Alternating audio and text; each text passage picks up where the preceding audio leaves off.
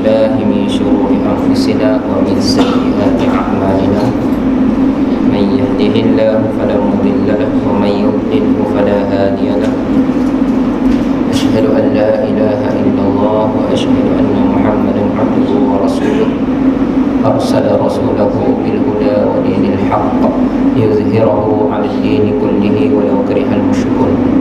قال الله تعالى في كتابه العزيز بعد أعوذ بالله من الشيطان الرجيم ولقد ذرأنا لجهنم كثيرا من الجن والإنس لهم قلوب لا يفقهون بها ولهم أعين لا يبصرون بها ولهم آذان لا يسمعون بها أولئك كالأنعام بل هم أضل أولئك هم الغافلون. صدق الله العظيم. أما بعد. Alhamdulillah, bersyukur kita kehadiran Allah Subhanahu wa taala dapat dipertemukan sekali lagi. Alhamdulillah, kita baru selesai mengerjakan salat fardu subuh secara berjemaah, yang mana banyak-banyaklah kita bersyukur kehadap Allah Subhanahu wa taala kerana Allah memberikan hidayah, taufik dan hidayah kepada kita. Jalan ketaatan kita sentiasa mustaqim, maknanya kita sentiasa istiqamah melakukan, melazimkan diri kita sepanjang kehidupan kita dengan kita mengerjakan ketaatan kepada Allah Subhanahu wa taala. Ia adalah tuntutan sepanjang hayat. Macam kita buat ni lah, life insurance ataupun life takaful, macam itulah sepanjang hayat. Jadi amalan yang kita lakukan ini adalah satu cara untuk kita menunjukkan bahawa ta'abbud kita kepada Allah Subhanahu wa taala. InsyaAllah, tuan-tuan yang dirahmati Allah, selalunya kuliah saya pada waktu maghrib, tapi terpaksa ditukar pada waktu subuh, diberi kesempatan oleh jawatan kuasa pihak surau. Mohon maafan atas kalau mengikut kuliah lepas sepatutnya hadir, tapi tidak hadir, tapi diganti pada pagi subuh ini. Cuacanya agak berbeza sikit, menggigil macam duduk dekat salji. Tapi tak apa, ala kulli hal insya-Allah masih boleh bercakap. Muslimin, muslimat yang dirahmati Allah, insya-Allah pada pagi ini saya ingin berkongsi dengan muslimin yang dirahmati Allah tentang perkara yang saya dah kongsi sebelum ini, tentang pemahaman manusia tentang kehidupan, pemahaman manusia tentang kehidupan, apa yang dikatakan definisi kehidupan tersebut, yang diletakkan dalam kacamata manusia lahiriah sebagai seorang insan, yang mana Allah Subhanahu wa taala menitipkan dalam ayat Al-Quran yang mana berbunyi, A'udzubillahi minasyaitonirrajim, Bismillahirrahmanirrahim, Wama khalaqatul jinna wal insa illa liya'budun. Tidak aku ciptakan manusia dan jin, khalaqatul jinna wal insa, tidak aku ciptakan jin dan manusia itu melainkan beribadah kepada Allah Subhanahu wa taala. Ini Allah Subhanahu wa taala ciptakan manusia dan jin dan manusia itu untuk beribadah kepada Allah Subhanahu wa taala. Okey. Pertama-tama yang kita kena faham adalah Allah Subhanahu wa taala ciptakan alam semesta. Sebelum jadinya semua makhluk di atas muka bumi Allah Subhanahu wa taala ini, Allah akan ciptakan satu alam. Inilah alam yang kita duduk sekarang, alam zahir, alam yang nyata. Akan tetapi alam ini Allah ciptakan hanyalah fana, bersifat fana, bersifat binasa. Kita jangan faham alam ini adalah bersifat yang bagi khalidina fiha, maknanya kekal selama-lamanya. Dia adalah bersifat sementara, bersifat binasa. Jadi manusia kena faham. Sebab itulah ayat Al-Quran menyebut wa mal hayatud dunya illa mata'ul ghurur. Tidak aku jadikan dunia ini hanyalah semata-mata untuk tipu daya semata-mata. Jadi manusia kena faham bahawa kehidupan atas dunia ini hanyalah tipu daya semata-mata. Kita tengok macam mana kita usaha sekalipun, niat kita buat bersungguh-sungguh sekalipun, kalau kita hanyakan nak dapatkan habuan dunia, nescaya kita telah tertewas, kita telah tertipu dengan tipu daya dunia. Ini kita kena jelaskan, terutama yang mustahak sekali, yang paling mustahak. Kerana apa? Pemahaman kehidupan manusia hanyalah memikirkan tentang kehidupan yang kekal. Itu sebabnya dia tidak bila diperintahkan oleh Allah SWT, dia perintahkan solat, dia kata buang masa. Diperintahkan keluar zakat, dikatakan membazir. Diperintahkan untuk mengerjakan haji, baik aku pergi melancong kat Paris ke tempat-tempat yang menarik. Jadi diperintahkan untuk berpuasa, apa nikmat Allah bagi untuk makan, kenapa tak nak makan? Ini konsep manusia yang disalaherti katakan dengan perintah Allah SWT hidup di atas dunia. Jadi justru itu kita kena faham. Pertama-tamanya tujuan kita hidup atas dunia ini, Allah dah jelas dalam Al-Quran tentang peribadatan kita sebagai hamba Allah SWT, sebagai makhluk Allah SWT, untuk mengerjakan ketaatan kepadanya. Jadi kita lihat Allah mencirikan dalam kehidupan alam semesta ini 4 golongan. Pertama, golongan yang dikatakan sebagai benda mati, maksudnya benda yang tak nampak pada zahir, hanya nampak pada lahiriah saja. Maknanya tak nampak pada kacamata kasar kita, tetapi dia nampak pada alam ghaib. Maknanya benda yang kita tak nampak, pada zahir kita tak nampak. Yang kedua adalah bersifat tumbuhan. Tumbuhan kita tahulah, manusia, alam makhluk ini, alam yang Allah ciptakan ini, adanya tumbuhan. Yang ketiga adalah adanya binatang. Yang keempat adanya manusia. Okey, jadi kesemua ciptaan Allah SWT itu mencakupi antara satu sama lain. Dia tidak boleh ada perbezaan. Jadi yang pertama kita nak bahas kat sini adalah tentang bagaimana Allah SWT ciptakan makhluk, benda hidup ini. Apakah fungsi dia, apakah ciri-ciri dia, dan adakah dia ta'abbud juga kepada Allah SWT. Kita tahu setiap ciptaan Allah SWT ini mesti ada tujuan, mesti ada matlamat. Tak ada Allah ciptakan dengan sia-sia. Sebab apa? Allah beritahu dalam surah Al-Mu'minun, qad aflahal mu'minun alladzina hum fi salatihim khashi'un walladzina hum 'anil lagwi mu'ridun. Allah tidak akan bagi kita ni buat benda yang sia-sia. Allah ciptakan tu tak pernah ada yang sia-sia. Berlakunya perkara tersebut, berlakunya peristiwa tersebut, Allah tak pernah meninggalkan kesan yang sia-sia bagi manusia. Allah suruh kita berfikir, Allah suruh kita syukur, ataupun kita pilih mana satu yang kita nak.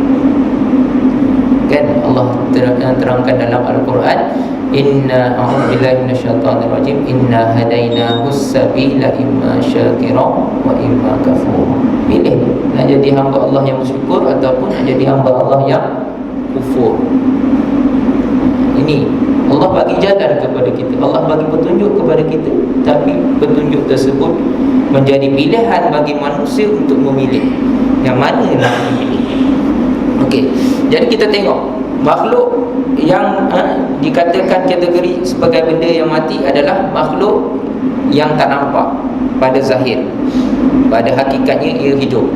Okey, yang seperti Allah jelaskan dalam Al-Quran, dalam surah Al-A'raf ayat 27, a'udzubillahi minasyaitanir rajim, Ya bani Adam, la yaftinannakumus syaitanu kama akhraja abawaykum minal jinni yanzi'u anhuma libasahuma liyuriyahuma sawatihima innahu yarakum huwa wa qabiluhu min haitsu la tarawnahum inna ja'alna asyayatina awliya'a lilladhina la yu'minun.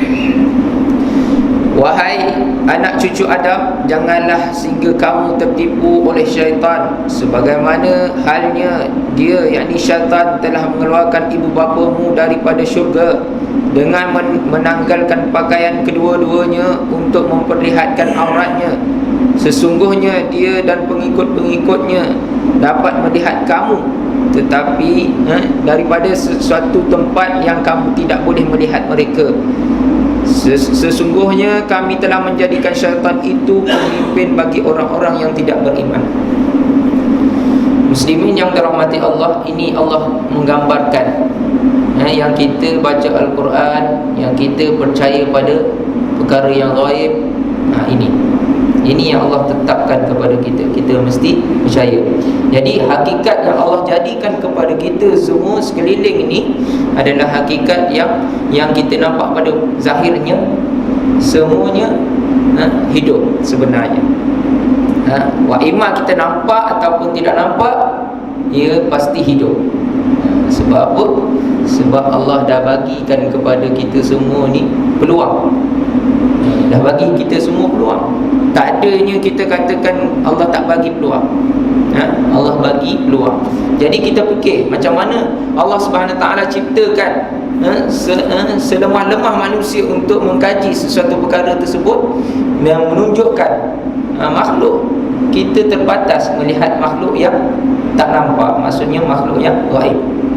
Sehingga Allah gambarkan bagaimana nenek moyang kita, Nabi Adam AS tertipu dengan wujudan syaitan, dengan rayuan syaitan tentang melakukan perkara yang maksiat, ataupun bukan dikategorikan sebagai maksiat sebenarnya, yang dikategorikan sebagai ingkar.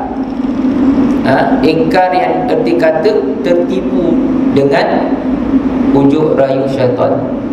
Bukan nak melanggar dari sudut sengaja untuk melanggar, ia tertipu. Ini helah, orang panggil helah yang dikatakan dilakukan oleh syaitan. Sehingga kan Allah bagi peluang kepada syaitan untuk hasut manusia, anak cucu Nabi Adam AS hingga ke hari kiamat. Ini janji dia, Allah bagi kepada syaitan. Untuk apa tuan-tuan? Untuk Allah uji kita. Allah uji kita dengan ketaatan yang Allah bagikan kepada kita ini. Adakah kita guna ataupun tidak? Peluang, chance yang Allah bagi kepada kita, guna ataupun tidak? Dengan Allah uji kita. Sebab apa? Allah tak pernah membiarkan manusia dengan membuat sesuka hati dia di atas muka bumi Allah Subhanahu Wa Taala. Sebab itulah kita tengok sekarang betapa ramainya manusia ikut suka hati saja hidup di atas dunia, melakukan kerosakan yang banyak, melakukan kezaliman yang tanpa belas kasihan, tak meletakkan pada tempatnya, maknanya melakukan sesuatu perkara sehingga kan semua manusia akan merasai kezaliman tersebut. Inilah akhir zaman yang kita kena akur, dan kita kena ubah mencari bagaimana Allah memberikan maghfirah kepada kita. Sebab itulah kita diperintahkan, a'udzubillahi minasyaitonirrajim, wasari'u ila maghfiratin min rabbikum wa jannatin 'arduhas samawati wal ardu 'iddat lil muttaqin. Kita diperintahkan untuk bersegera cari maghfirah Allah Subhanahu Wa Taala agar kita tak jauh terpesong daripada rayuan syaitan ini. Okey. Jadi ini makhluk yang mana Allah wujudkan di atas muka bumi Allah Subhanahu Wa Taala, yang boleh kita terima, yang boleh kita dapat maklumat tersebut dengan dalil Al-Quran tersebut.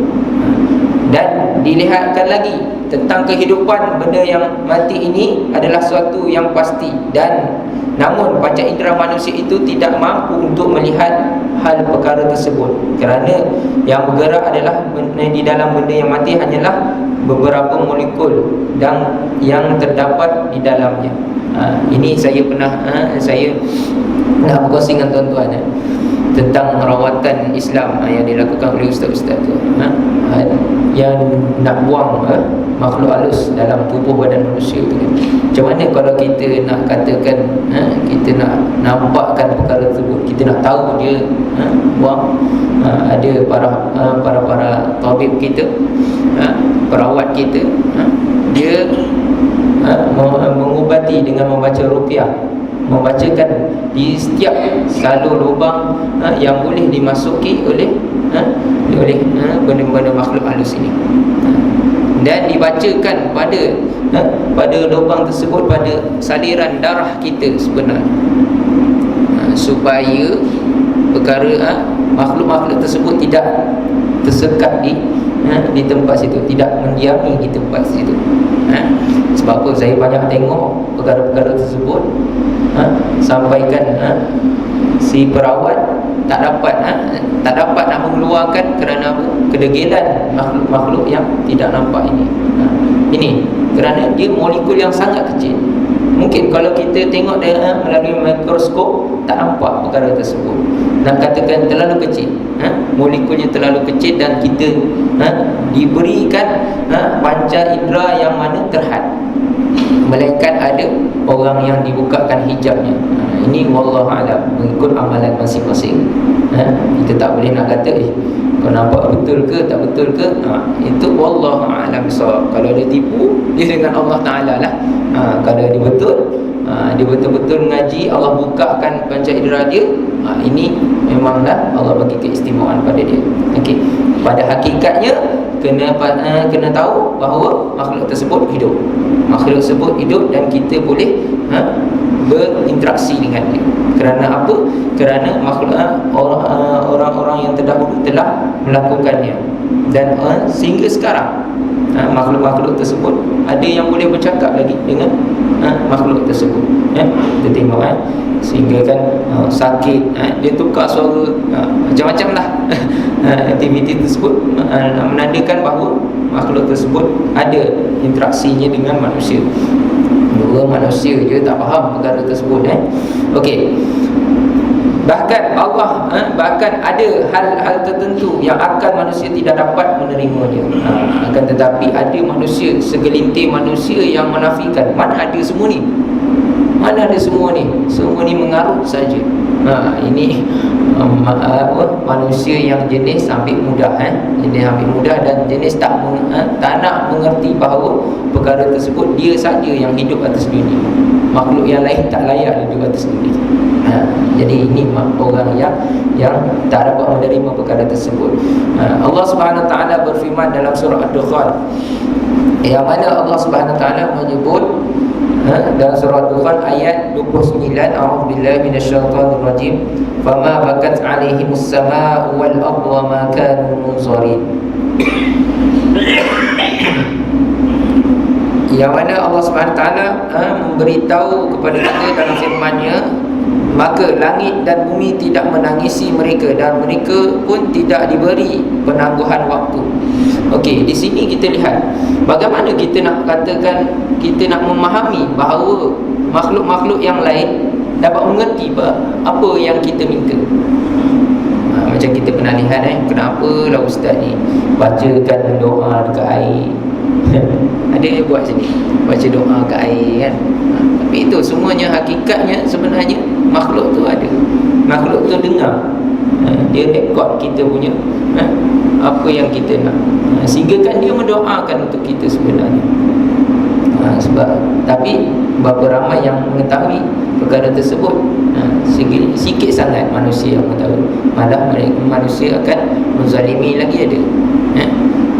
Kita lihat bagaimana diceritakan dalam firman ini tentang langit dan bumi, tidak akan menangisinya meskipun mereka tidak diberi tanggung. Maksudnya dekat sini bilanya kita manusia, langit dan bumi ini melihat perkara yang berlaku ini, ia tidak boleh buat apa-apa, hanya menangisi saja atas perbuatan manusia yang zalim ini, atas kefasadan yang berlaku atas tangan-tangan manusia.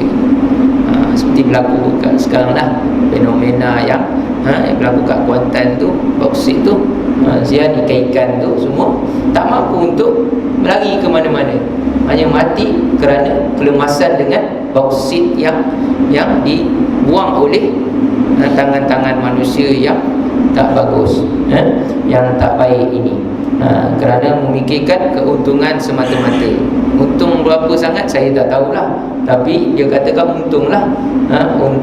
Setiap yang untung itu manusia akan kejar sebanyak mungkin akan dapat, tanpa memikirkan hak makhluk yang lain. Okey, jelas Jadi dekat sini Allah Subhanahu Wa Taala menyebut lagi dalam ayat Al-Quran tentang langit dan bumi ini ada fungsi dia, mengetahui perkara tersebut. Manakah tidak tuan-tuan yang dirahmati Allah, kita merayu, ya Allah turunkanlah hujan, ya Allah turunkanlah hujan, minta istisqa kita kan, minta ya Allah turunkan hujan. Langit tu nak kumpulkan air dalam kantung awan tu pun kita minta ya Allah, berikan hujan ya Allah, berikan hujan. Walaupun kantung tersebut penuh sekalipun, Allah tak takdirkan hujan, nescaya dia takkan turun hujan. Itu saya baru dengar meteorologi kata takkan hujan sampai Mac. Untuk semalam hujan lebat. Ini kuasa Allah Subhanahu Wa Taala. Walaupun ramalan kita kata macam tu, kita tak menafikan perkara yang dibuat kajian itu. Mungkin itu adalah kajian yang terbatas bagi akal manusia. Akan tetapi Allah Subhanahu Wa Taala, kuasa Allah Subhanahu Wa Taala ini melebihi segala apa yang ilmu yang terdapat pada makhluk Allah Subhanahu Wa Taala. Okey. Kalau kita lihat dengan kedua mata kita, langit dan bumi bukanlah makhluk hidup seperti kita yang boleh menangis.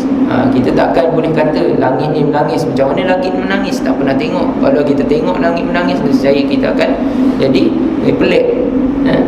Mungkinlah hujan ni kita anggapkan langit tu menangis. Kita tak, wallahu a'lam, kita tak mengerti bahawa makhluk tersebut menangis bagaimana. Akan tetapi kedua makhluk itu Allah menyatakan bahawa kedua-duanya menangis. Maknanya kita kena fahamlah prinsip bahawa bumi ni pun menangis sekiranya kita buat tak betul, tuan-tuan. Kita tengok orang menebang pokok ikut sesuka hati, membuatkan kerosakan, membuatkan satu gunanya memudahkan makhluk manusia yang bernama manusia ini untuk melalui satu kehidupan yang penuh maju, yang orang kata majulah, transformasi yang cukup hebat. Akan tetapi hak-hak tersebut kena fikir. Sebab itulah Allah tunjukkan bagaimana gunung Kinabalu tu, bagaimana dia boleh runtuh dengan pasak bumi yang tinggi tu, bagaimana boleh runtuh. Disebabkan dengan, bukan kita katakan kat situ puncanya sekali orang yang buat perkara-perkara maksiat atas tu, sekali terus Allah bagi pada. Dia bukan kita katakan sebab tu saja. Kita kena memikirkan bahawa sebabnya adalah daripada bagaimana manusia mengurus tadbir dunia ini. Kita kena mencakupi semua sekali. Kalau kita nak menunding jari pada seseorang, mudah sangat. Tapi kita tidak pernah menunding jari pada diri kita sendiri. Kita kena berfikir pada dasarnya manusia ini, kita kena mengajak manusia kepada kebaikan, bukannya membuat manusia supaya buat kezaliman, buatlah kefasadan yang banyak. Sebab apa? Ini manusia memang sifat dia macam tu. Memang manusia ni sifat dia berzaman dah macam tu, dengan suka melakukan kefasadan tersebut. Sehingga kan Allah bagi ayat Al-Quran kepada manusia, yang mana dikategorikan manusia ni rugi banyak sangat di atas dunia. Allah bagi nikmat, dia rugi. Allah ceritakan fabi ayyi ala'i rabbikuma tukadziban sebanyak 33 kali. Kerana apa? Kerana manusia ni tak mensyukuri nikmat Allah Subhanahu Wa Taala. Tak syukur langsung dengan nikmat Allah SWT. Allah bagikan dengan kehidupan yang cukup, adanya tumbuhan hijau, adanya gunung ganang yang cantik, yang indah, yang kita sendiri tak mampu bina gunung setinggi macam tu. Sehingga kan kita sendiri yang membuatkan kerosakan tersebut, melakukan kezaliman, tidak mengikut perintah Allah SWT, melakukan kemaksiatan yang cukup banyak.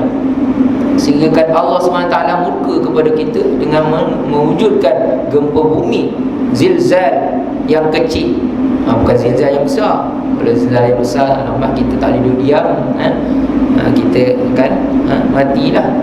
Tuan-tuan yang dirahmati Allah, orang yang ada kegegaran yang kuat, seperti mana berlaku di Jepun sana, kita tak boleh hidup, tuan-tuan. Tak boleh hidup kerana akan dihempak oleh bangunan-bangunan ataupun pokok-pokok ataupun benda-benda yang besar, akan mengampak kita. Jadi alhamdulillah, jadi Allah bagi signal tersebut untuk kita fikir, untuk kita selami bagaimana kehidupan tersebut, bahawa kita dah zalim ataupun tidak. Kita dah buat perkara tersebut, dah menafikan hak Allah Subhanahu Wa Taala ataupun tidak. Jadi dekat sinilah Allah tunjukkan, sebelum ini saya telah menjelaskan dalam hadis Rasulullah SAW tentang seorang hamba Allah yang soleh ini melakukan dua perkara sepanjang hidup dia, istiqamah melakukan dua perkara, sehingga kan seorang hamba Allah yang soleh ini meninggal. Perkara tersebut, tempat tersebut dan situasi tersebut menangisi hamba Allah yang soleh ini. Tuan-tuan yang dirahmati Allah, kita kena ingat, setiap apa yang kita buat atas dunia ini, dia akan mendoakan untuk kita. Setiap apa yang kita santuni dia akan mendoakan untuk kita. Kita kena ingat. Sebab itu orang yang nak dimurahkan rezeki, nak diberikan rahmat, nak diberikan maghfirah daripada Allah Subhanahu Wa Taala, dia kena santuni makhluk-makhluk di atas muka bumi Allah Subhanahu Wa Taala. Wa imma apa jua cara sekalipun dia kena buat. Kerana apa? Kerana wa ma arsalnaka illa rahmatan lil alamin. Telah diutuskan oleh Allah Subhanahu Wa Taala akan Rasul itu untuk memberi rahmat kepada sekalian alam. Maka Rasul itu diberi rahmat sekalian alam, untuk kita semua rasa benda tu. Maka bila Rasul buat perkara tersebut, Rasulullah SAW membuat perkara-perkara tersebut, menyantuni perkara-perkara yang kita sendiri rasa tak buat pada diri kita, tapi Nabi buat. Tetapi inilah yang ditunjukkan oleh Rasulullah, bagaimana semua makhluk menangisi apabila Rasulullah telah wafat. Sehingga sekarang, tuan-tuan, sehingga sekarang mungkin di yaumul akhirah nanti, di hari akhirat nanti, ramai yang makhluk yang menangisi, berjumpa, menangisi gembira ataupun menangisi kesedihan tidak menjadi umat Nabi Muhammad sallallahu alaihi wasallam. Tuan-tuan yang dirahmati Allah, kita lihat kalau tuan-tuan ada kesempatan pergi ke Palestin, ada batu yang menangisi, nak mengikut Rasulullah untuk pergi ke Sidratul Muntaha, nak ikut. Tuan-tuan yang dirahmati Allah, ini gambaran bagaimana makhluk-makhluk Allah yang lain sangat merindui, sangat mencintai orang-orang yang membuat amal soleh ini. Sehingga kan kita sekarang ni kita kena cari, kena istiqamah dengan satu perkara, maksudnya jangan kita berubah-ubah, maksudnya kita ada tasbih, bacalah tasbih tu sampailah kita hayat kita. Kalau ada songkok pakai serban, serban telah kita pakai sampailah kita menemui Allah Subhanahu Taala. Kalau ada pakaian, pakailah pakaian tu. Sebab apa? Dia ada naluri dia. Kita tak faham naluri tersebut. Kita makhluk tak faham, makhluk bernama manusia tak pernah faham perkara tersebut. Akan tetapi dia wujud dan dia faham perkara tersebut. Dan inilah yang ditunjukkan oleh hamba Allah yang soleh ini. Dilakukan dua perkara yang mana istiqamah dia. Pertama, hamba Allah yang soleh ini melakukan adalah dia melakukan sujud, bermunajat kepada Allah Subhanahu Taala di satu sudut yang mana dilakukan sentiasa, sehinggalah dia menemui Allah Subhanahu Taala. Tempat yang disujud oleh hamba Allah yang soleh ini menangisi perkara tersebut. Manakah hamba Allah ini yang sentiasa sujud kepada di tempatku, yang sentiasa ta'abbud kepada Allah Subhanahu Taala. Ini kita buat sesuatu perkara ni, kita buat kepada Allah Subhanahu Taala, kita tunjukkan kepada Allah. Tempat yang kita duduk ni semua doakan untuk kita, semua buat untuk kita, insya-Allah. Ini nak kata rahmat Allah Subhanahu Taala tu bukan sekadar kita ni mengeluh banyak, bukan sekadar kita katakan susahnya, tak. Rahmat Allah Subhanahu Taala ni terbuka luas. Sampai kita sendiri pun tak boleh memikirkan rahmat Allah Subhanahu Taala ni, terlalu luas bagi kita. Tapi berapa ramai manusia yang boleh berfikir macam tu, tuan-tuan? Sikit sangat, tuan-tuan. Illa qalil, sikit sangat.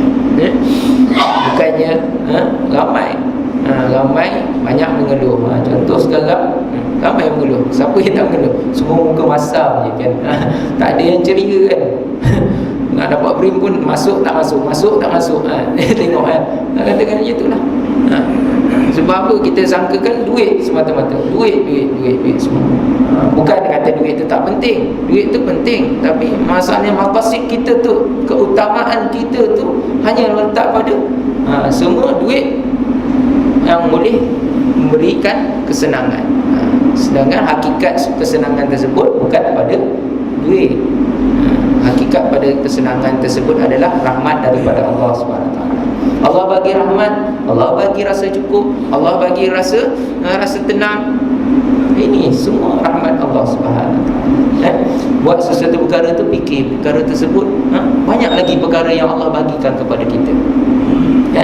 Orang dia tak dapat kelebihan, kekayaan sedikit, dia kena fikir bahawa dia dapat hidup lagi atas dunia, dia dapat makan lagi atas dunia, dia dapat melakukan amal ibadah lagi atas dunia.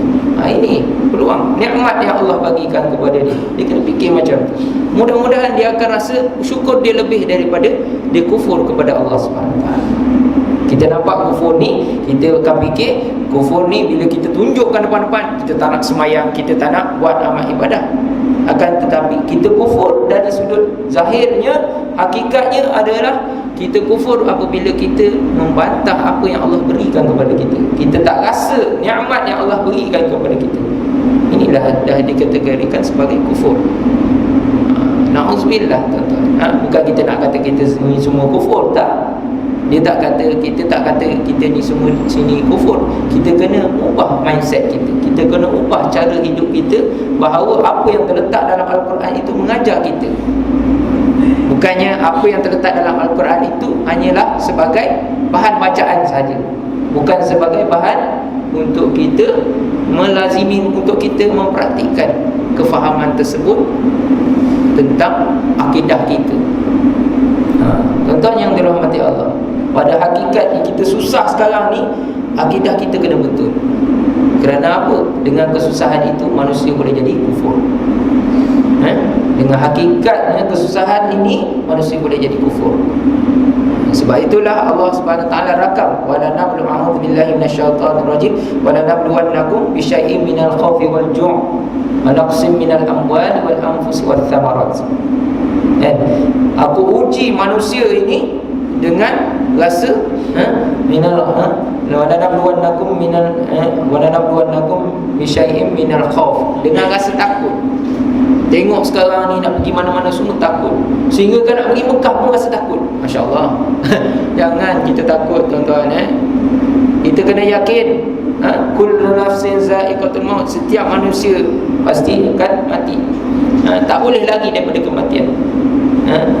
Kita kena buang mindset. Sebab itulah kita jangan jadi orang yang kufur.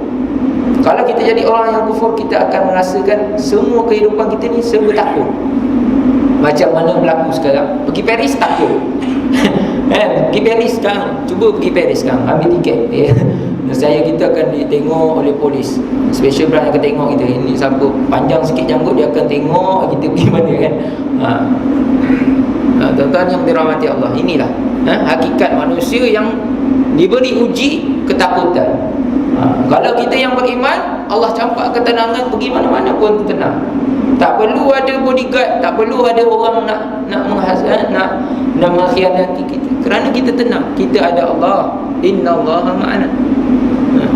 Kita ada Allah, kita dekat dengan Allah Subhanahu Wa Taala. Senjata kita adalah doa. Apa perlu kita nak rasa takut tersebut dengan hakikat dunia yang fana ini? Dia laku zalim sekalipun, Allah akan balas di akhirat nanti. Wa may ya'mal mithqala dzarratin syarran yarah. Sebesar zarah sekalipun dia zalim kepada kita, kita mati dengan sebab kezaliman dia, di akhirat nanti Allah akan hitung dengan satu ganjaran yang besar bagi kita, dan Allah akan membalas bagi orang yang melakukan kezaliman tersebut. Jadi ini ketenangan yang kita nak cari melalui akidah kita kena betul. Buatlah, nak buatkan apa cara sekalipun, buatlah, fikirlah apa sekalipun. Yang penting kita sendiri sebagai umat manusia, bukan itu matlamat kita yang kita letakkan. Sekarang ni orang duk kejar TPPA ni dah tanda habislah, rosaklah manusia kat Malaysia ni, semua kena ikut. Tak, jangan kita fikir macam tu. Biarlah dia nak buat sekalipun, kefasadan ke, nak rosak ke, buat. Allah Subhanahu Wa Taala tu dah menjanjikan kita ikut apa yang Allah tetapkan kepada kita. Buat saja amalan yang kita ada, buat saja amalan, tingkatkan ilmu yang kita ada. Bukan matlamat itu yang Rasulullah suruh kepada kita. Apa kita nak kisah? Kamu nak laku zalim ke? Kamu nak hidup dengan bergelumang dengan duit yang banyak ke? Terpulang pada kamu. Sebab apa? Rasulullah tak pernah meninggalkan harta untuk sebagai jalan untuk mendapat syurga Allah Subhanahu Wa Taala. Itu yang kita kena letakkan mindset kita. Kalau kita letakkan itu sebagai kayu ukur, harta sebagai kayu ukur, nescaya kita akan jadi takut. Nak keluar duit pun takut. RM50 nak pergi beli makan untuk nafkah anak-anak pun rasa takut. Fikir dulu, kamu bagi beli pun cukup ala kadar je. Rasa takut. Sebab itulah kesempitan Allah akan bagi sempit kepada kita dengan rasa takut tersebut. Allah uji kita. Sebab apa? Dengan akidah kita yang lemah ini. Dengan akidah kita yang lemah ini, Allah tak membantu kita untuk mencari jalan penyelesaian. Ini belum lagi Allah tunjukkan kepada kita dengan ayat yang mana Allah minta kepada kita, suruh infakkan sebahagian harta kamu ketika kamu susah, ketika kamu lapang dan ketika kamu susah. Belum lagi tuan-tuan, sebenarnya Allah suka kepada kita buat perkara sebenarnya macam tu. Tapi berapa ramai yang boleh buat? Tanya iman kita. Tanya iman kita, sanggupkah kita lakukan perkara tersebut? Itu kena betul-betul buat. Ini yang diamalkan oleh hamba Allah yang soleh ini. Tempat dia menjadi satu igawan bagi hamba Allah yang soleh ini, sekiranya dia telah tidak duduk beribadah, menta'abbudkan diri kepada tempat tersebut. Jadi ini tempat dia menjadi satu. Dia akan menunjukkan di akhirat nanti, dia akan menjadi saksi kepada hamba Allah yang soleh ini bahawa dia telah melakukan ibadah kepadamu ya Allah. Aku bersaksikan bahawa makhluk ini adalah makhluk yang sentiasa beribadah kepadamu ya Allah. Tuan-tuan tuan-tuan, syafaat daripada makhluk yang kita tak pernah terfikir, tuan-tuan. Sebab itulah kita tengok Quran menjadi syafaat yang agung. Tapi berapa ramai yang boleh melazimi membaca Al-Quran? Sikit sangat. Tak lancar je terus tak nak baca. Tak lancar je terus tak nak baca. Tak nak pergi majlis ilmu, ustaz digarang, tak seronok. Habis dah terus. Jadi macam mana kita nak dapat syafaat yang boleh membantu kita pada yaumul mahsyar nanti, pada yaum alam barzakh nanti? Dia tak ada peluang untuk kita nak jadi pembantu. Kita hanyalah duduk dengan harta-harta kita yang disangkakan boleh membantu kita. Jadi rugi bagi kita, rugi sangat-sangat. Dan yang kedua, perkara yang kedua yang ditangisi kepada hamba Allah yang soleh ini adalah tempat yang dia sentiasa berdoa. Dia sentiasa memunajat, la ilaha illallah. Dia memunajat tempat tu, dia berkhaluat tempat tu. Macam mana Rasulullah sallallahu alaihi wasallam berkhaluat di Gua Hira. Tempat tu yang akan mendoakan dia akan menangisi. Mana makhluk yang sentiasa adunkan zikir-zikir kepada Allah Subhanahu Wa Taala. Tuan-tuan yang dirahmati Allah, kita tak sangka makhluk yang macam ni boleh menjadi saksi di hadapan Allah nanti. Dia yang mengucapkan bahawa inilah makhluk yang sentiasa berzikir kepadamu ya Allah. Hebat tinggi mana sekalipun kita kena akur bahawa makhluk yang serendah-rendah yang kita tak nampak sekalipun, dia mampu untuk memberikan penghujahan kita di hadapan Allah Subhanahu Wa Taala nanti. Tuan-tuan yang dirahmati Allah, ini dua tempat yang mana ditangisi tentang pemergian hamba Allah yang soleh ini. Kita macam mana, tuan-tuan? Kita macam mana, tuan-tuan? Ada tak perkara yang kita lakukan ini sentiasa istiqamah? Orang akan kenal kita, walaupun makhluk yang bernama manusia mengenang kita sekalipun ataupun tidak mengenang kita sekalipun, ada makhluk yang kita tak nampak, dia mengenang kita sepanjang kehidupan kita. Kita banyak melakukan perkara tersebut, sentiasa istiqamah dengan perkara tersebut. Okey. Suara tangisan langit dan bumi sebagaimana yang disebut di dalam Al-Quran tersebut memang tidak pernah yang kita dengar, kerana hal perkara itu gaib. Lalu bagaimana dengan makanan yang mengucapkan tasbih ketika berada di tangan Rasulullah sallallahu alaihi wasallam? Makanan ada yang berkata-kata, tuan-tuan. Bukan sekarang, tuan-tuan. Jangan pula kambing golek berkata-kata, lagi kita tak makan, kita kambing golek kesian pak cerita nak jual kambing ni berkata-kata pula berat kita. Tapi hakikat makanan tersebut pada zaman Rasulullah, dia memberitahu Rasulullah dalam daging ni ada racun. Ketika Yahudi nak meracuni Rasulullah, dalam daging ni ada racun. Tapi adakah ini yang dikatakan bukan sebab musabab racun itu yang boleh menyebabkan Rasulullah wafat? Kan, tetapi ini nak ditunjukkan sini bahawa makhluk Allah Subhanahu Taala itu mengerti bahawa dia mengasihi Rasulullah sehingga dia memberitahu kepada Rasulullah perkara tersebut. Ini makanan. Itulah kita katakan rezeki yang Allah bagikan kepada kita, banyak-banyak bersyukur. Banyak-banyak kita katakan, kita minta kepada Allah Subhanahu Taala, ya Allah rezeki yang barakah, ya Allah rezeki yang barakah, ya Allah. Allahumma barik lana fima razaqtana wa qina adzabannar. Jangan dengan sebab rezeki ini kita kufur kepada Allah. Sebab itulah kita wa qina adzabannar, takut diazab dengan rezeki yang kita berikan ni, kita tak bersyukur. Kita akan rasa Allah tak cukup. Apa bagi satu ke? Bagilah dua, bagilah tiga, bagilah banyak lagi. Tak bersyukur langsung kita. So, kita akan nampak benda tu adalah keberkatan yang mustahil. Sebab itulah rezeki tersebut diberikan keberkatan. Nak katakan dia menyumbang kepada manusia yang yang dalam kehidupan tersebut. Okey. Ini yang disebut dalam kisah Rasulullah sallallahu alaihi wasallam itu, Rasulullah sallallahu alaihi wasallam itu diberitahu tentang perkara tersebut. Banyak lagi yang mana disebut di dalam Al-Quran ini, menyebut tentang makhluk-makhluk Allah Subhanahu Wa Taala yang diberikan kehidupan. Okey.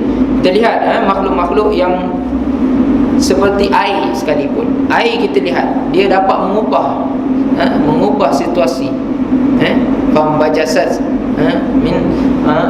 Fambajasat min asyrati aina. Maksudnya dia boleh keluar terpancarnya pancutan air daripada celah-celah batu, tuan-tuan. Ini kuasa Allah Subhanahu Taala memberikan air ini ada fungsi dia, besar fungsi dia, sehingga kan dapat memberikan manusia, membantu manusia untuk menjalani kehidupan dengan elok. Sebab tu dah sekecil-kecil kita nak buat sesuatu perkara, kita kena fikir, adakah ini boleh menyumbang keberkatan dalam kehidupan aku? Sekiranya dengan sebab sedikit ni yang tak boleh memberi keberkatan dalam kehidupan aku, saya akan tolak perkara tersebut. Bukan kita nak katakan konsep tasawuf ke apa, tuan-tuan, tapi konsep tasawuf lagi berat lagi, Tapi kita katakan ni konsep bagaimana kita nak mengenang bagaimana kehidupan kita ini, kita memahami bahawa konsep barakah dalam kehidupan itu mestilah dimulakan dengan kefahaman kita daripada sekarang.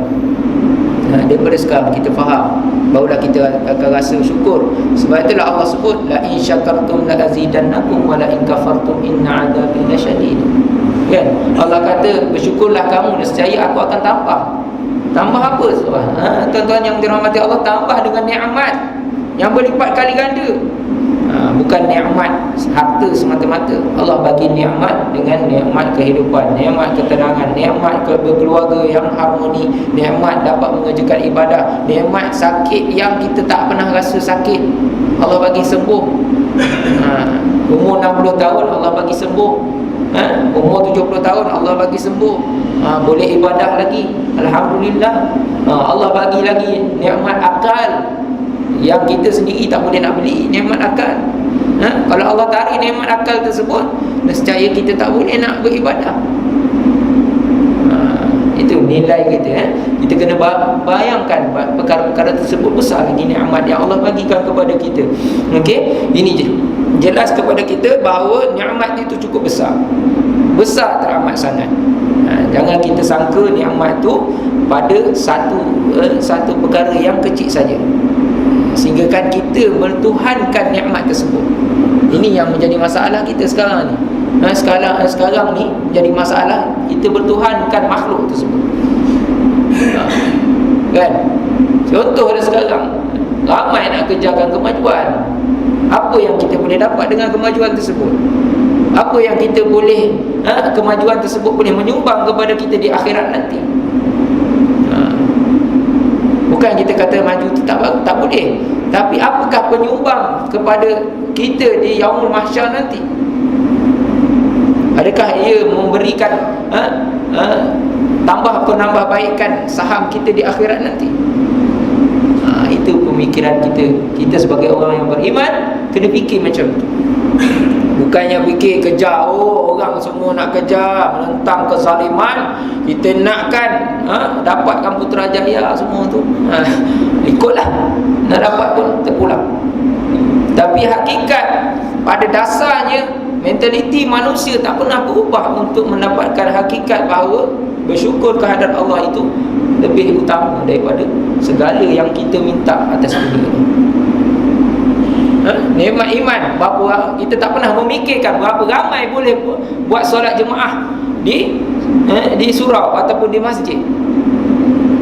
Yang kita fikir adalah berapa ramai yang boleh kita bagikan nikmat dunia semata-mata. Itu kita fikir. Kita tak pernah fikir bagaimana ramainya orang boleh berta'abbud kepada Allah, ramai orang boleh mendoakan kesejahteraan kepada Allah Subhanahu wa taala. Kita susah ke kita senang? Adakah kita ta'abbud kepada Allah? Banyak ke kita ta'abbud kepada Allah? Tak, tuan-tuan. Kurang kita ta'abbud lagi. Malah kita lalai lagi dengan nikmat dunia. Sehingga kan ayat yang terakhir yang mula-mula saya bacakan tadi, Allah sebut dalam Al-Quran, dalam surah Al-A'raf, Allah Subhanahu Wa Taala sebut, ini untuk pengakhiran lah. Pengakhiran lewat-lewat nanti orang rumah panggil kan. Tuan pun ada makan sarapan pagi pula kan. Sakit perut kita kalau tak makan pagi. Okey. Nak tengok pengakhiran kita tengok bagaimana Allah sebut dalam ayat yang pertama saya bacakan tadi. Allah sebut kepada kita, walaqad zara'na li jahannama katsiran minal jinni wal ins. Allah sebut kepada kita tentang sesungguhnya kami telah menjadikan neraka itu tempat manusia, kebanyakan jin dan manusia.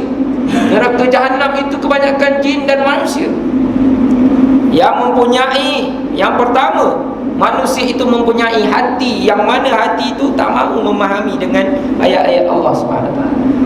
Kita ni tengok masalah hakikat yang dasarnya nampaknya kita tak boleh nak ubah sebenarnya, tapi pada hati kita sebenarnya tak pernah kita memikirkan ayat-ayat Allah untuk tarbiyah diri kita sendiri untuk berubah menjadi hamba Allah yang saleh. Kita banyak memikirkan perkara-perkara yang kita tak boleh ubah, tapi diri kita tanya pada diri kita balik. Pertama, manusia kita jangan jadi manusia yang tak pernah memahami, hati kita tak pernah memahami bahawa konsep rezeki itu datang daripada Allah. Allah membuka rezeki pada jalan yang kita tak sangka-sangka sekiranya kita mendapat maghfirah dan rahmat daripada Allah. Pertama-tama buat macam tu, barulah kita akan tak nak kira sangat, biarlah cukup sekadar ada. Allah akan bagikan keperluan secukupnya bagi kita. Ini yang kedua, perkara yang kita perlu faham adalah apabila Allah, manusia ini apabila mempunyai mata tidak mahu melihat tentang bukti kebesaran Allah SWT, tentang keesaan Allah SWT.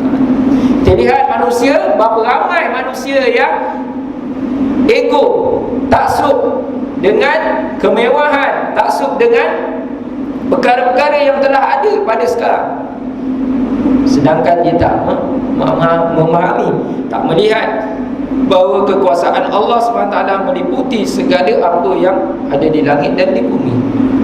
Sehingga kan boleh membezakan solat subuh yang kita kerjakan ini adalah pahalanya lebih seisi langit dan bumi. Berapa ramai manusia yang memikirkan perkara tersebut? Tak ramai, tuan-tuan. Sebab itulah manusia ramai kejar, berlari sana, berlari sini. Pagi, petang, siang, malam. Pagi sampai 3 kerja lah ada orang kata. Allah alam lah, terpulang lah. Mananya ibadah tak tahulah. Adakah ibadah dia ada khusus untuk ibadah kepada Allah, tawajuh dia kepada Allah? Mana tak, tempat dia tak tahulah. Kita diajar macam tu. Sebab itulah manusia makin hari makin teruk, tuan-tuan. Makin hari makin melakukan maksiat yang cukup besar, tuan-tuan. Ini melihat pada kacamata manusia sendiri, pada hakikatnya adalah salah sebenarnya. Tengok pada zahir betul, sebenarnya salah pada sisi Allah Subhanahu Wa Taala. Na'udzubillah min zalik. Sebab itulah kategori manusia yang kedua ini, ini dia gunakan mata hanya pada tengok pada zahir saja, bukan tengok pada hakikat mata yang Allah bagikan kepada kita, bahawa nikmat yang Allah ciptakan kepada kita yang kamu nak dustakan. Yang dalam surah Ar-Rahman kan kita, fa bi ayyi ala'i rabbikuma tukadziban. Nikmat yang mana kamu nak dustakan? Sekarang Allah tak tanya benda tu. Nanti dekat akhirat nanti Allah akan tanya perkara tu. Kita akan cakap lah, macam mana pun kita nak berbel pun kita cakap. Jangan sampai kita tak boleh berkata-kata, makhluk yang lain akan berkata-kata. Tangan kita berkata-kata, kaki kita berkata-kata. Sebab apa? Rasa tak cukup memanjang. Rasa tak cukup memanjang. Ta'abud kita bila tak cukup, ingat nak ta'abud kepada Allah. Makin jauh daripada Allah lagi ada. Okey. Yang ketiga, makhluk yang mana manusia ini yang Allah Subhanahu Taala bagikan, walahum adanul la yasma'una biha. Ni makhluk yang mana dia tak boleh dengar. Allah bagi dia telinga, dia tak boleh dengar ayat-ayat Allah. Dia tak boleh orang bagi nasihat, oh jangan pecat kamu orang. Ada orang kata ada sekarang ni pecat memecat kita kan. Ulanglah kan. Kita katakan kat sini, bukan Allah Subhanahu Taala nak sebut macam tu. Saja-saja Allah Subhanahu Taala bagikan konsep tersebut sebab manusia ni banyak berlaku kezaliman. Melakukan kezaliman, meletakkan akal ni hanya letak pada nafsu, bukan letak akal ini kepada kehendak Allah Ta'ala. Belajar 5 minit ayat belajar. Okey, minta maaf Okey, kita tengok ayat ini ramai manusia tak nak ikut sebab telinga ni Allah bagi kepada dia, dia hanya fikir apa yang seronok saja. Dia tak boleh memikirkan ajaran apa yang Allah bagikan dalam Al-Quran ni. Diberikan nasihat, diberikan bagaimana ikut apa yang Allah perintahkan. Dia tak boleh. Dia panas. Apa ni? Kalau buat macam ni, jumutlah. Apa yang ada dalam Quran ni semua tak meruntuhkan kita punya habis tuan-tuan. Kufur tuan-tuan. Na'udzubillah. Kita pula lebih hebat daripada kuasa, memiliki kuasa. Qulillahumma malikal mulki tu'til mulka man tasha. Yang meliputi segala apa yang ada atas dunia. Pemerintah yang ada pada segenap muka bumi tuan-tuan. Kita lebih hebat lagi. Itu orang yang kufur. Tanda-tanda orang yang kufur. Kita tak cakap siapa-siapa kufur. Tak cakap siapa-siapa kufur. Tapi fikir-fikirlah kalau tanda orang-orang yang kufur macam ni. Itu dia sanggup memecat ke ikut dia lah. Dia rasa dia boleh melakukan apa saja yang dia boleh mampu. Buat. Dia boleh selindung dengan bayang-bayang dia. Buat. Duit orang infak ke, duit orang tak infak ke, terpulang. Buatlah.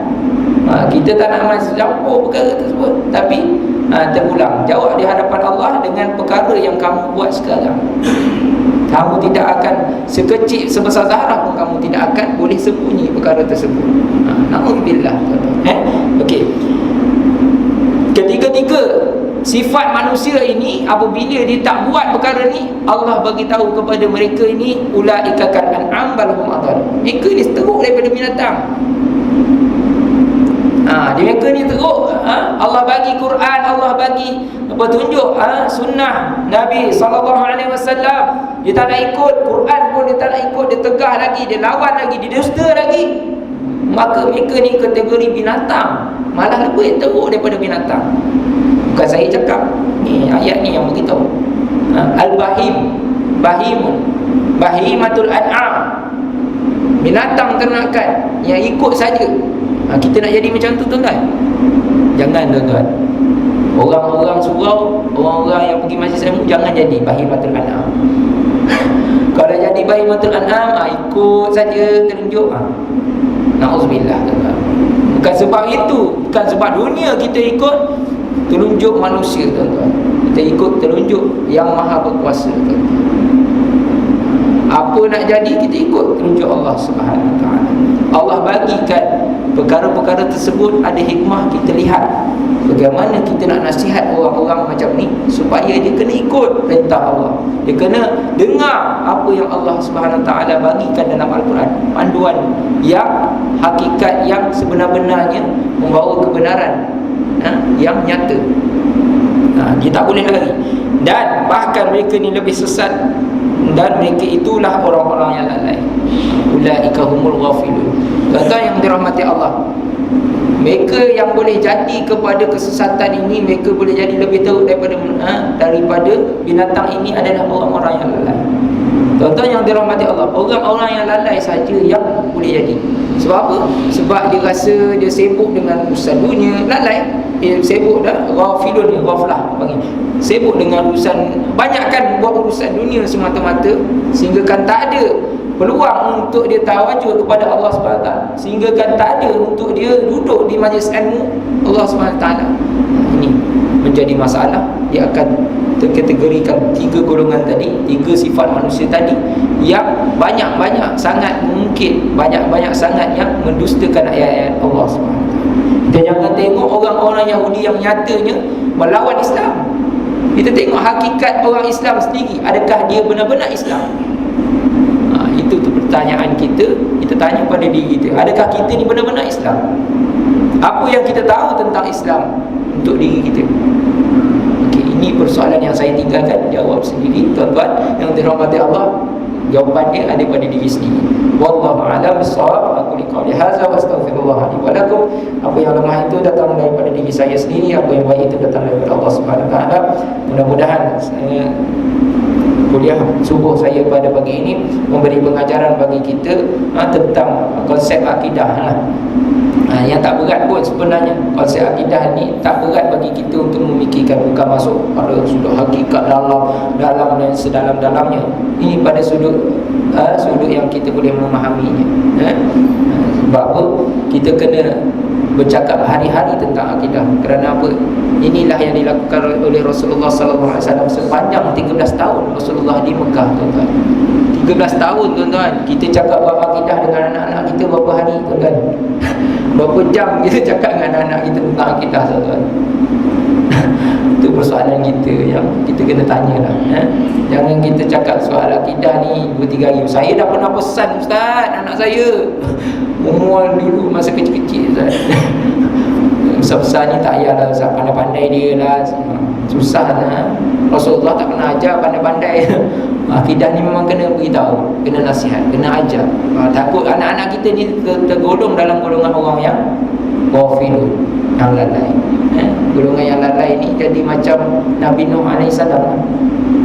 Bila dah ditimpa azab, tak boleh nak buat apa, tak boleh nak cakap. Bukan Nabi tak buat kerja. Nabi Nuh AS hari-hari nasihat anak.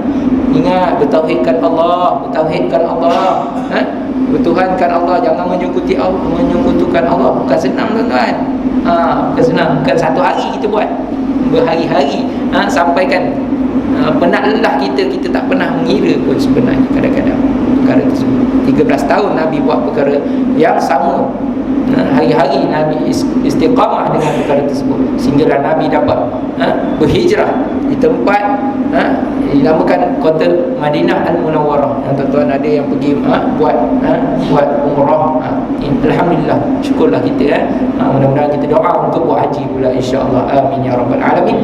Okey, mudah-mudahan apa yang lemah aku qali hadza wa astaghfirullah li wa lakum. Assalamualaikum warahmatullahi wabarakatuh. A'udzubillahi minasyaitonir rajim. Bismillahirrahmanirrahim. Alhamdulillahi rabbil alamin, hamdan hamidin, hamdan syakirin, hamdan yukafi'u mazidah. Ya rabbana lakal hamdu kama yanbaghi li jalali wajhika wa 'azimi sultanik. Allahumma shalli ala sayyidina Muhammadin tibbil qulubi wa dawaiha wa 'afiyatil abdani shifaiha wa nuril absari wa diyaiha wa 'ala alihi wa sahbihi wa barik wa sallim. Allahumma inna nas'aluka al-huda wat tuqa wal 'afafa wal ghina. Allahumma inna nas'aluka 'ilman nafi'a wa rizqan wasi'a wa shifaa'an min kulli da'in wa saqaman bi rahmatika ya arhamar rahimin. Allahumma faqihna fid din wa 'allimna ta'wil wa hdina ila siratikal mustaqim, siratal ladzina an'amta 'alaihim minan nabiyyin was-siddiqin wasyuhada'i was-salihin wa hasuna ulaika rafiqa ya arhamar rahimin. Wa sallallahu ala sayyidina Muhammad wa ala alihi wa sahbihi wa baraka wa salam. Subhana rabbika rabbil 'izzati amma yasifun wa salamun 'alal mursalin walhamdulillahi rabbil alamin. Taqabbalallahu minkum. Assalamualaikum warahmatullahi wabarakatuh. Kita sudahi dengan tasbih kafarah dan surah Al-Asr.